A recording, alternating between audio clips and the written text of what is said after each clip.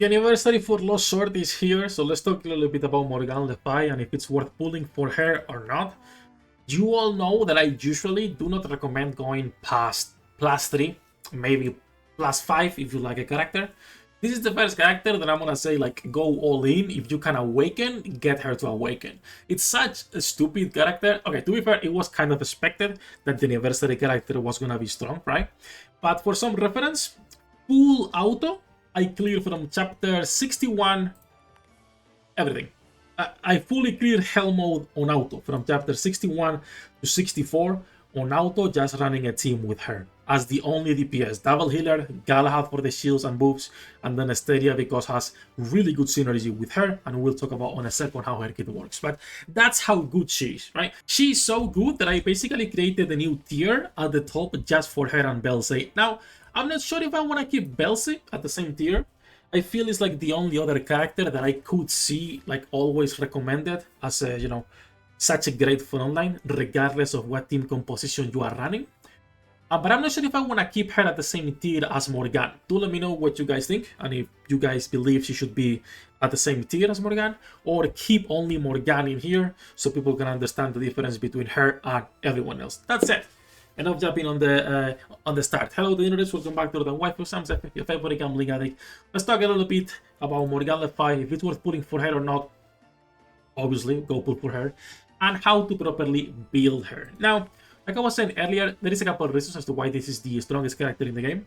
It's mostly her passive and her ultimate skill that makes her such a great character. So, her first passive, a pretty basic passive most newer characters have, which is self-attack and self-crit chance buff.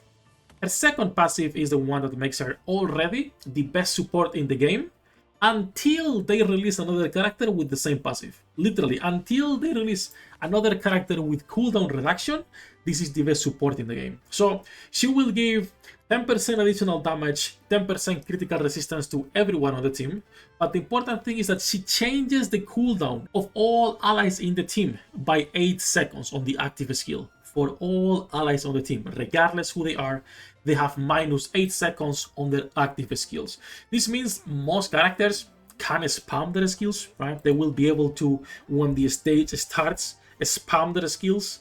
And it allows all of your characters to be more consistent, regardless who they are.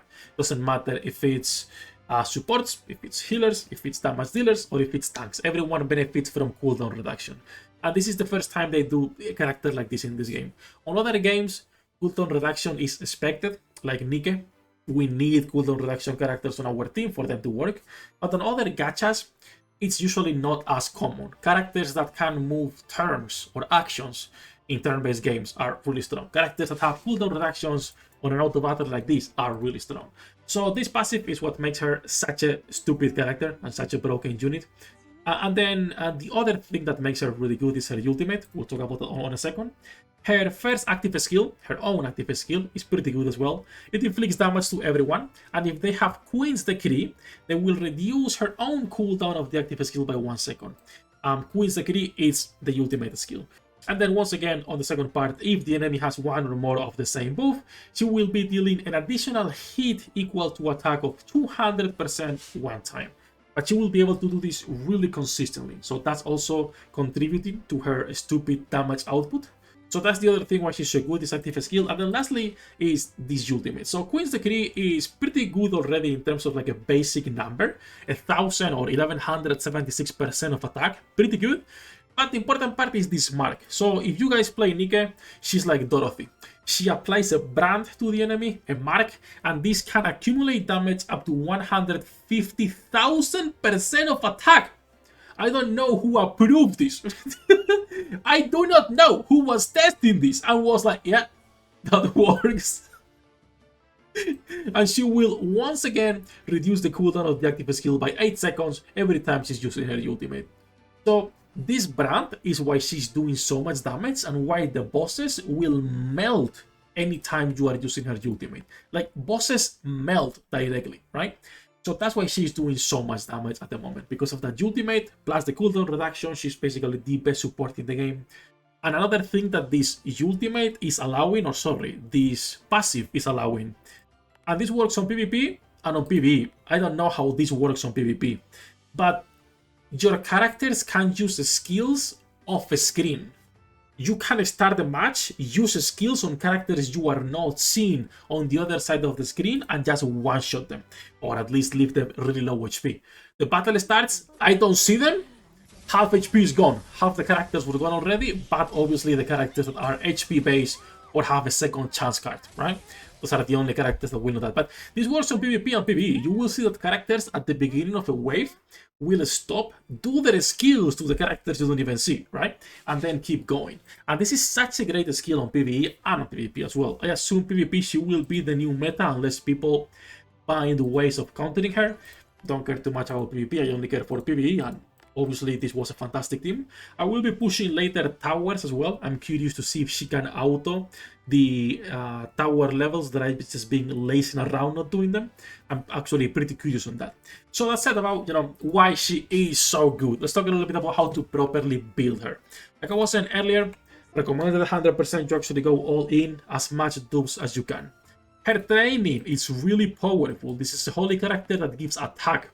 And not only attack, but it's giving 5% there, 7% on the second node, and on the last node, if you can unlock it, which I'm missing 20 stones. It's fucking stones, bro. A 10% attack for everyone on your account. Really good training tree, so also recommended you push on that. When it comes to equipment, her card and specialties, she gets a lot of attack already because of her card and her pet. You'll see that in a second. So what I would recommend is crit damage to build her, right? So on her rune, crit damage. If you can get some crit chance on the accessory, as usual, it's always good. If not, it's fine, just go for HP. Or if you could even go for one of the usual that increase attack by 5%, it's also fine. The chest, same thing. If it can increase attack and damage reduction, is always a good chest. If not, if she needs to survive longer, you could be switching to the goddess armor or things like that. Her weapon, I would recommend also going on crit over attack because she gets a lot of attack already. I'm running a triple crit, 1 attack personally when it comes to the Thunderclap. And then on her specialties, I'm running triple crit. The last one is no bueno, no good. I use 1,000 stones to reroll. I just don't want to keep going. It's too expensive.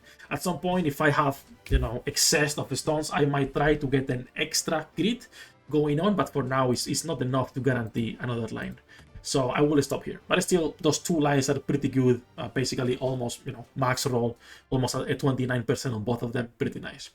Now, her card. Why are we going with so much crit damage instead of attack? Her own card is giving her 110 magic attack. 60% here, 10% critical chance here, and then you're getting another 50% magic attack here, 50% critical damage, and then she gets some healing receive reduction. At level 1, this healing reduction is pretty bad, if you guys haven't seen. So again, at level 1, this is a 14% healing receive reduction. Obviously, if you are getting this card, you want to be leveling it up. It's a universal card for any wizard that you are going to be running. Doesn't have to be Morrigan herself, can be put into anyone.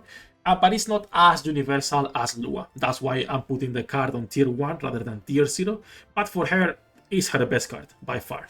I want to check a couple extra cards later, mage related, not Vivian or Merlin, those are always good. But I do want to check some of the other staple mage cards we've been using to see if they are good or not on her, since I'm just a little bit curious. And then when it comes to her pet, I don't want to say it's a must pull yet because I don't have enough dupes. I want to get more dupes and I'll test and I'll update the website whenever I can get the +5. But this is so far the strongest crit damage pet in the game. It's giving 100% at +5 of critical damage, 5% additional damage, and 10% crit resistance. And then it's also going to be giving you an extra 50% attack to a single ally with the highest attack. It's not 100% uptime, it's 20-second duration on a 32-second cooldown, but it's still really good. So far, I don't know if it's better than just running the usual Lohengrin pet or even a Phoenix if you are crit fishing. But so far I have better luck with Lohengrin just because it's maxed out. I have more stats in there. So if I can get the +5, I'll update the website in a few days and the tier list will be updated there, but nothing else. But like I was saying earlier, this is the first character that I'm actually going to say to people, you should be going for as many dupes as you can. Like there is no reason not to, right? Also, I've done like 20,000 gems at this point on this banner, and I've gotten a +3 only. My god, bro. Getting completely shafted on this banner. But enough japping, enough ranting. Right now, this is the team I've been running to fully clear on auto. Obviously, they have a lot of investment, a lot of awakened characters, but it's been working zero problems. I had to manual once, I believe, on 3 chapters. And those are the pets simply because they are maxed out and have good offensive stats. I saw people running instead of Lohenring in the front. They were running the Galahad pet for the shield, just to survive longer, so your Morgan Le Fay can just one-shot everything, right?